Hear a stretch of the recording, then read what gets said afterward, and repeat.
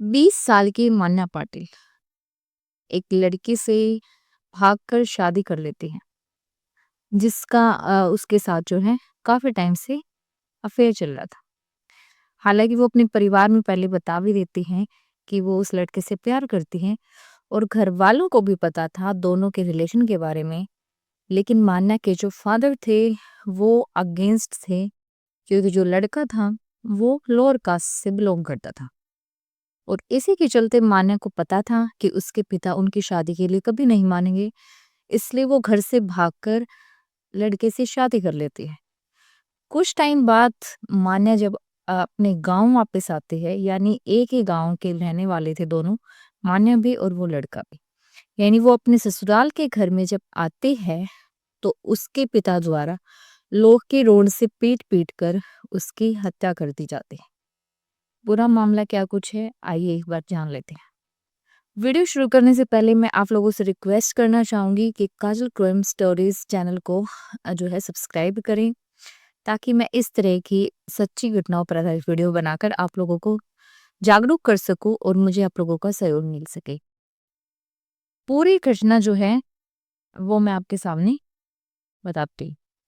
कर्नाटक के हुबली के इनाम वीरापुरा गांव की रहने वाली थी मान्या पाटिल। मान्या पाटिल का उसी गांव के विवेकानंद नाम के एक लड़के से काफ़ी टाइम पहले से ही जो है प्रेम प्रसंग चल रहा था। और जो है ग्रेजुएशन वो कर रही थी और वो लड़का भी ग्रेजुएशन कर रहा था। गांव होने की वजह से दोनों का आपस में मिलना जुलना नहीं हो पाता था और इसी के चलते दोनों सोशल मीडिया पर बातचीत करते थे, इंस्टा पर एक्टिव रहते थे, इंस्टा पर चैटिंग करते थे और इंस्टा पर ही वो जो है प्लानिंग बनाते हैं घर से भागकर शादी करने की। क्योंकि मान्या जो है उसने विवेकानंद को बताया कि उसके जो फादर हैं वो काफ़ी स्ट्रिक्ट हैं और वो उनकी शादी कभी नहीं होने देंगे। जो मान्या थी, ये थी लिंगायत समुदाय से और विवेकानंद था दलित समुदाय से। और इसी के चलते मान्या ने विवेकानंद से कहा कि तुम लोअर कास्ट से बिलोंग करते हो और मेरे फादर कभी भी हमारी शादी नहीं होने देंगे, तो चलो हम भागकर शादी कर लेते हैं। तो मई 2025 में दोनों जो हैं घर से भाग जाते हैं और शादी कर लेते हैं, एक सब रजिस्टर्ड उसमें शादी कर लेते हैं। उसके बाद जो है मान्या की फैमिली की तरफ से मान्या को थ्रेट मिलता रहा, उसको धमकियां मिलती रही, उसको डराया गया।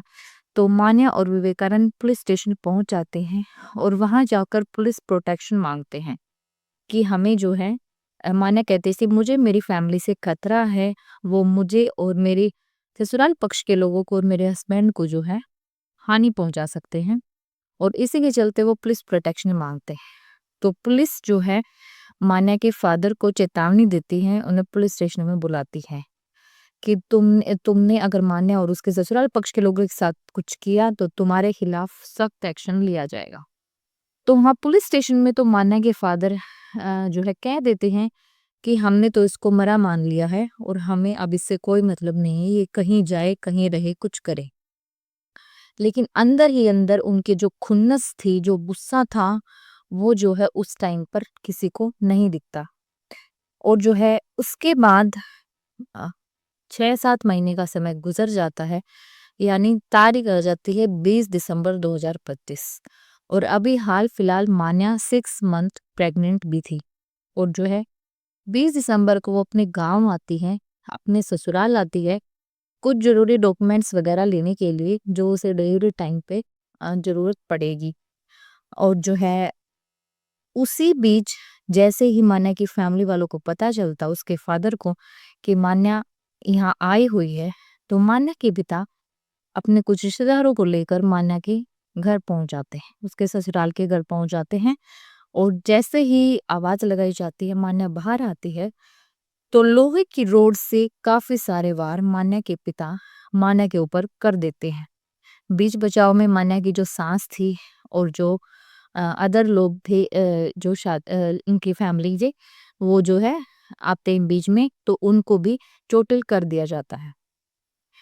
मान्या पहले प्रेग्नेंट थी, जैसा कि मैंने आपको बताया कि वो अब 6 मंथ प्रेग्नेंट थी और जो है ऊपर से इतनी सारे वार उस पे कर दिए गए थे, उसका बहुत सारा खून बह गया था। उसे तुरंत हॉस्पिटल लेकर जाया जाता है, जहाँ कुछ टाइम बाद मान्या दम तोड़ती थी, क्योंकि उसकी बहुत ज़्यादा ब्लीडिंग हो चुकी थी। और मान्या के पिता ने अपनी बेटी को तो मारा ही था, साथ ही उसके पेट में पल रहे उस भ्रूण को भी उसने मार दिया था। यानी 2-2 हत्याएँ उसने एक साथ की थी। और मान्या की जो सास है, वो अभी भी हॉस्पिटल में एडमिट है और उनका जो है इलाज चल रहा है। और उसके बाद पुलिस स्टेशन में खबर दी जाती है। पुलिस हॉस्पिटल में मौके पर पहुंचती है, मान्या की सास के द्वारा जो है और मान्या के पति के द्वारा, जो कि उस टाइम घर पर नहीं था, कहीं बाहर गए हुए थे, उनको खबर दी जाती है। तो वो पुलिस को अपना बयान देते हैं कि ये जो है हमें पहले से ही धमकियां दे रहे थे, हमें डरा रहे थे और हम पहले ही पुलिस प्रोटेक्शन मांग चुके थे। लेकिन पुलिस प्रोटेक्शन मांगने के बावजूद भी हम जो है अपनी मान्या को खो चुके हैं, हमें जो है और अपने उस बच्चे को भी खो दिया, जो कि अब तक पैदा भी नहीं हुआ था बेचारा। और जो है मान्या के फादर और उनके अदर जो रिलेटिव्स हैं, उनके खिलाफ एफआईआर दर्ज करवा दी जाती। पुलिस जो है 3 लोगों को गिरफ्तार करती है, जिसमें मान्या के पिता और 2 उसके अदर रिलेटिव्स शामिल थे। उसके बाद जो है पुलिस उनको अरेस्ट करके उनको जेल भेज दिया जाता है। तो ये थी पूरी घटना कर्नाटक हुबली के इनाम वीरापुरा गांव की।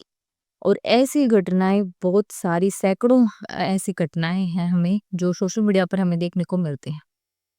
एक लड़की, एक उसका पिता, जिसने जिन उंगलियों से अपने बेटे को पकड़कर चलना सिखाया था, जिन हाथों से उसने अपनी बेटी को लाड प्यार किया था, उनसे उसको खाना खिलाया था, उसको घुमा फिरा कर लाए थे, जिसने 20 साल तक अपनी बेटी को पाला पोसा था, बड़ा किया था, उन्हीं हाथों से उस पिता ने जो है उस बेटी का कत्ल कर दिया अपने ओनर के चलते। इस मामले को जो है ओनर किलिंग का नाम दिया गया पुलिस के द्वारा। ओनर यानी अपनी इज्जत को पहले समझा उस पिता ने, अपनी बेटी की खुशियों को नहीं। यहाँ पर 2 बातें निकल कर सामने आती हैं। अगर हम मान्या के पिता की बात करें, तो उन्होंने जो है अपनी इज्जत देखी कि गांव में रहकर एक ही गांव के लड़के से भागकर शादी करना। लड़की तो भागकर शादी कर लेती है, लेकिन बाद में जो समाज के जो ताने हैं, पूरी उम्र तक उस पिता को, उस माता को, भाइयों को झेलने पड़ते हैं। जब तक वो जिंदा रहते हैं, तब तक उनके कानों में यही बात गूंजती है कि इनकी बेटी ने भागकर शादी की, इनकी बेटी ने भागकर शादी की। हालांकि आगे चलकर जो और भाई बहन होते हैं, उनकी शादी होना भी मुश्किल हो जाता है।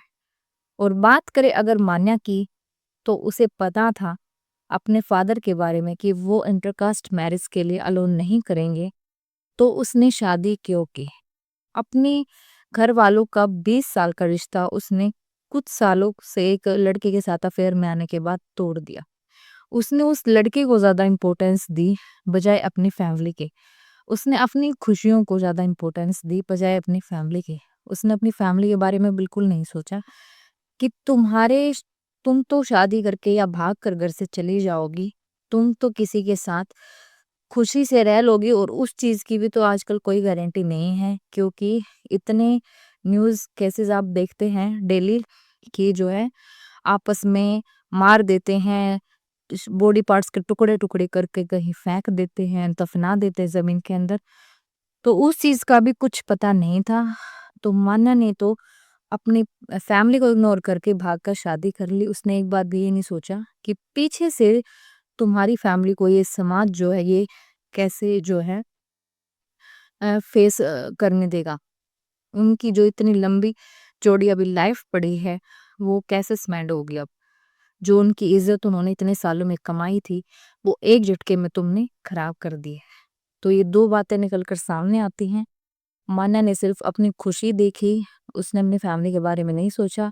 और मान्या के पिता ने ये नहीं सोचा कि अब वो भाग ही गई है, अब उसने शादी कर ही ली है, और हालांकि तुमने पुलिस स्टेशन में ये बात बोल दी है कि तुमने उसको मरा मान लिया है, उसके बावजूद भी तुम्हारे अंदर इतनी खुन्नस है कि तुम ही उस अपनी बेटी को मौत के घाट उतार देते हो। क्या अब वो समाज के लोग चुप रह जाएंगे जिनके लिए तुमने इस घटना को अंजाम दिया? अब भी वो ऐसे ही बातें बनाएंगे और आगे तक बनाते रहेंगे। इस वीडियो के बारे में आपकी जो भी राय है कमेंट सेक्शन में ज़रूर पेश करना। मिलते हैं नेक्स्ट वीडियो में एक और ऐसी सच्ची घटना के साथ। तब तक के लिए अपना ख्याल रखें, सचेत रहें, जागरूक रहें। जय श्री राम।